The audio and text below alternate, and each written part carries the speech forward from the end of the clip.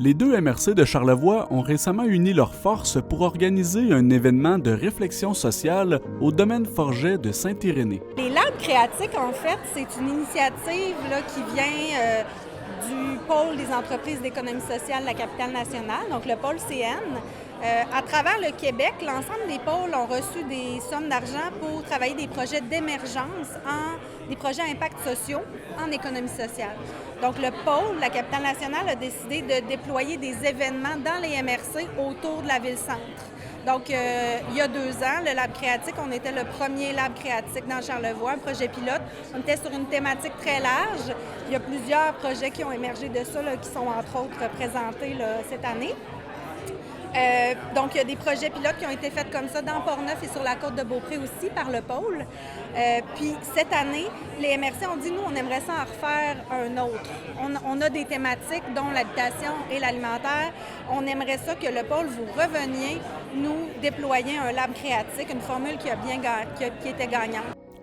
L'accessibilité au logement et l'alimentation sont les 2 enjeux qui ont été retenus dans le cadre de cette édition.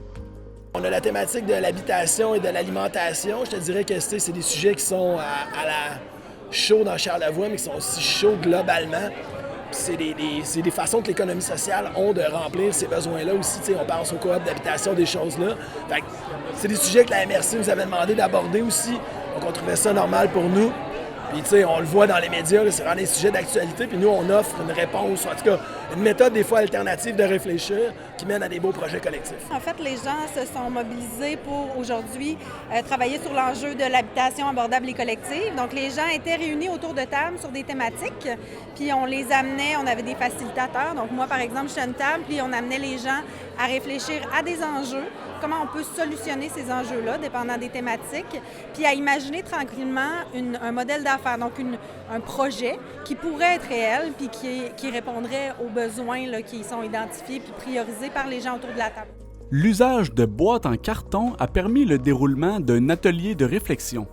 Bien, en fait, le modèle d'affaires pour une entreprise ou une entreprise d'économie sociale, dans ce cas-ci, c'est vraiment de réfléchir à toutes les facettes d'un projet qui sont interreliées, qui font en sorte que ça fonctionne bien. Donc là, ce qu'on a fait dans l'activité en 2 heures, c'est qu'on a, sur chacune des facettes, on a différentes thématiques d'un volet de l'entreprise. Donc sur cette boîte-ci, par exemple, l'enjeu, c'était les habitations pour les personnes aînées. Donc on est parti d'une problématique d'isolement. Donc, les gens à cette table-là ont dit l'isolement, c'est un des problèmes importants. Comment on fait pour solutionner ça? Donc, leur clientèle cible, ça a été les aînés et leurs familles et la population en général. Puis, ils ont imaginé un projet sur le territoire de Saint-Hilarion. Donc, ils ont pris des réalités de la municipalité, des besoins de la population cible. Puis, ils ont imaginé ici, ils ont fait des dessins, eux, ils ont imaginé un quartier résidentiel qui serait sur un terrain qui est derrière le centre des loisirs. Donc, ils ont dit, avec ce terrain-là, qui appartient à la municipalité, qu'est-ce qu'on pourrait en faire pour répondre aux besoins de notre population à Saint-Hilarion, mais dans la région, et principalement pour les personnes aînées. La première soirée du Lab Créatique était également ouverte au public. Ce soir, c'est plus ouvert à tous, dans le fond, pour que les citoyens viennent voir ce qui existe dans la région. Souvent, on parle d'acheter local, des projets qui peuvent s'implanter, mais ça peut se perdre, je pense, aux réseaux sociaux, etc. Fait que ce soir, on met en lumière des projets qui ont lieu dans Charlevoix.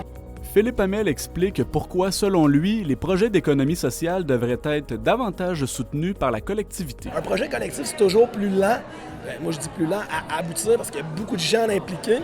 Mais un OBNL ou une coop, c'est rare que ça ferme parce que c'est porté par ses membres. Malgré la lenteur du processus, c'est ça qu'on veut mettre en lumière, c'est que rêver un projet, une coop d'habitation, etc., oui, ça prend du temps, il faut réunir les acteurs, le financement, mais que 2 ans plus tard, on revient à Charlevoix, puis il y a ces projets-là qui sont venus au monde. Peut-être qu'on sera de retour dans 2 ans pour parler des idées qu'on a eues cet après-midi ou demain. La MRC de Charlevoix ne ferme pas la porte à investir dans de futurs projets qui découleraient du Lab Créatique. Bien, c'est sûr que nous, les projets qui émergent ici, on les accompagne après au niveau des services de développement économique. Moi, je suis conseillère en développement économique. J'ai des collègues qui ont été dans l'organisation de cet événement-là. Nous, les projets qui émergent de ça, ça devient des clients qu'on accompagne ou des groupes qu'on accompagne pour en faire l'émergence.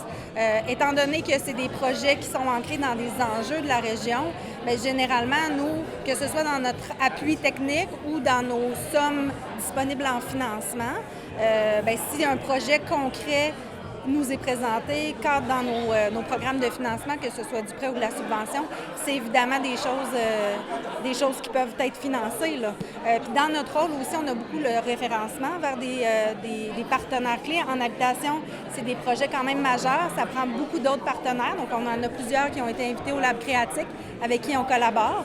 Puis nous, évidemment, on fait partie là, des accompagnateurs puis des possibles sources de financement, oui.